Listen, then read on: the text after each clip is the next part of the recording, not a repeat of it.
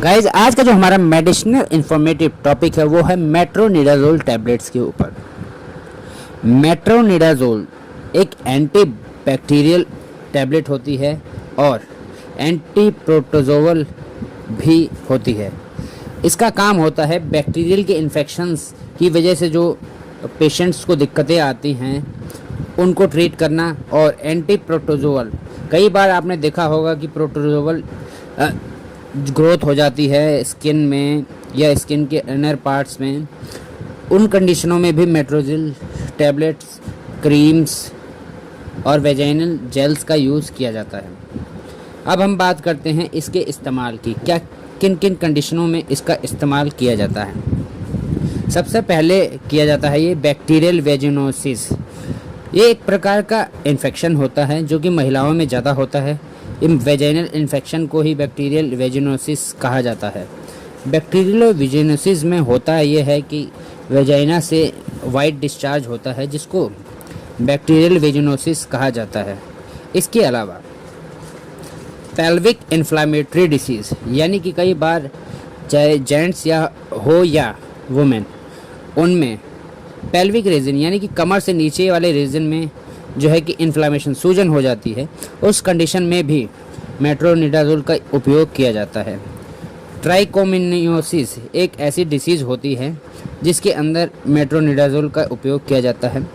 Leucorrhoea यानी कि सफ़ेद पानी की शिकायत, जब कई बार जो है कि बैक्टीरियल या प्रोटोजोवल इन्फेक्शन ज़्यादा हो जाता है महिलाओं या पुरुषों में, जिसकी वजह से वाइट डिस्चार्ज होता है, उस कंडीशन में भी मेट्रोनिडाज़ोल का उपयोग किया जाता है। कई बार आपने देखा होगा स्टमक इन्फेक्शन में भी मेट्रोनिडाज़ोल का उपयोग किया जाता है। उस कंडीशन में डायरिया या कई बार म्यूकस आता है फेशियल अपने स्टूल में, उस कंडीशन में भी मेट्रोनिडाज़ोल का उपयोग किया जाता है। इंटेस्टाइनल इन्फेक्शन में कई बार डाइजेशन अच्छा नहीं होता, इसकी वजह से डायरिया की शिकायत होती है। तब क्या होता है कि आंतों में इन्फेक्शन हो जाता है, किसी वजह से बैक्टीरियल इन्फेक्शन हो जाता है, जिस कंडीशन में मेट्रोनिडाज़ोल दिया जाता है।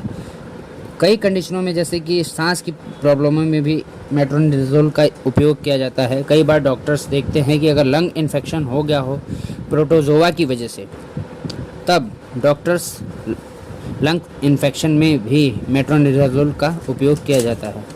इसके अलावा इसका उपयोग निमोनिया जैसी डिसीज़ में भी किया जाता है। एमियोबाइक डिसेंट्री डिसीज़ एक प्रकार की डायरिया ही होती है जिसके अंदर अमीबा जो है कि आंतों के अंदर ग्रोथ करने लग जाता है, उस कंडीशन में भी मेट्रोनिडाज़ोल का उपयोग किया जाता है। जियार्डिसिस एक ऐसी बीमारी है जिसके अंदर भी मेट्रोनिडाज़ोल का उपयोग किया जाता है।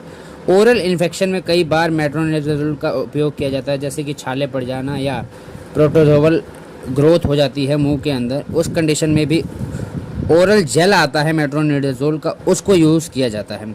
गम डिसीज़, अब कई बार क्या होता है कि दांतों के नीचे जो मसूड़े होते हैं, मसूड़ों के अंदर जो है कि प्रोटोजोवल इन्फेक्शन हो जाता है, बहुत बार ब्लीडिंग होती है, उस कंडीशन में भी जो है कि मेट्रोनिडाज़ोल का उपयोग किया जाता है। कई बार पेप्टिक अल्सर में भी दिया जाता है, ये कॉम्बिनेशन में दिया जाता है। पेप्टिक अल्सर के दौरान जो है कि एजिथ्रोमाइसिन के साथ जो है कि कॉम्बिनेशन में मेट्रोनिडाज़ोल को दिया जाता है। ये क्या करता है कि जो कि बैक्टीरियल इन्फेक्शन होता है उसको कम करता है धीरे धीरे, और पेप्टिक अल्सर को धीरे धीरे ठीक करता है। लीवर एब्सेसिस, लीवर में कई बार जख्म हो जाता है या फोड़े या फुंसी टाइप का हो जाता है, उस कंडीशन में भी मेट्रोनिडाज़ोल का उपयोग किया जाता है। इसके अलावा बहुत सारे उपयोग हैं मेट्रोनिडाज़ोल के। अगर मेरे से कोई छूट रहा हो तो वो डॉक्टर्स अपनी सलाह के हिसाब से दे सकते हैं मेट्रोनिडाज़ोल। इसके अलावा अब इसके हल्के फुल्के साइड इफ़ेक्ट भी हैं। साइड इफ़ेक्ट ऐसे हैं जैसे नोज़िया हो सकता है, वॉमिटिंग, डायरिया, हल्का फुल्का सर में दर्द, और अगर अब मेट्रोनिडाज़ोल का ज़्यादा उपयोग करते हैं तो मेटलिक टेस्ट आ सकता है और माउथ सूखा सूखा हो सकता है, और टंग में स्वेलिंग हो सकती है, एब्डोमिनल पेन हो सकता है, डिजीनेस और वेट लॉस हो सकता है। इसके अलावा इसकी कई फॉर्म्स होती हैं, जैसे टैबलेट होती है, आईवी फ्लूइड्स होते हैं, इंजेक्शन में भी आता है ये, क्रीम्स फॉर्म में भी मेट्रोनिडाज़ोल आता है और वेजाइनल जेल भी के फॉर्म में भी ये आता है। अब इसकी ब्रांड नेम की बात करें तो सबसे पॉपुलर जो ब्रांड हैं दो हैं, मेट्रोजिल और फ्लैजिल। इसके अलावा मेटकॉन भी आता है और मेट्रोवेल भी आता है। और इसके स्ट्रेंथ की बात करें तो ये 200 mg, 100 mg, 400 mg और 500 और 250 mg में भी मार्केट में आपको आसानी से मिल जाता है। अब इसकी कॉन्ट्रा इंडिकेशंस की बात करें तो किन पेशेंटों को इस टैबलेट को नहीं देना है? जिन पेशेंट्स को मेंटल डिसऑर्डर हो, यानी कि मानसिक कोई बीमारी हो, तो उनको नहीं देना है। और न्यूरोलॉजिकल डिसीज़, यानी कि जैसे मैंने पहले बताया कि मानसिक बीमारी, न्यूरोलॉजिकल डिसीज़ उन्हीं को कहा जाता है, जैसे दिमाग से संबंधित जो बीमारियाँ होती हैं उन कंडीशंस में मेट्रोनिडाज़ोल नहीं देना है। ब्लड रिलेटेड डिसऑर्डर हो, किसी पेशेंट्स को एनीमिया हो, उस कंडीशन में भी मेट्रोनिडाज़ोल का उपयोग नहीं किया जाता है। और महिलाओं को जब प्रेग्नेंट होती हैं उनके फर्स्ट ट्राइमेस्टर यानी कि पहले 3 माह में मेट्रोनिडाज़ोल का उपयोग नहीं करना होता है। जो कोई क्रोनिक अल्कोहलिक पर्सन है, जो लंबे समय से दारू पी रहा है, उस पेशेंट को भी मेट्रोनिडाज़ोल नहीं देना है। और कोई ऐसा पेशेंट है जो हाइपर सेंसिटिव है नाइट्रोमिडाज़ोल मेडिसिन का, उस पेशेंट को भी ये नहीं देना है।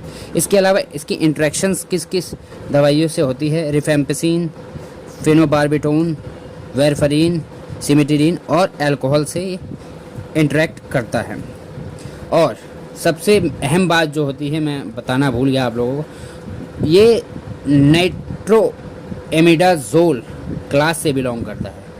ऐसी इंफॉर्मेटिव मेडिसिनल वीडियोस के लिए हमारे इस चैनल को सब्सक्राइब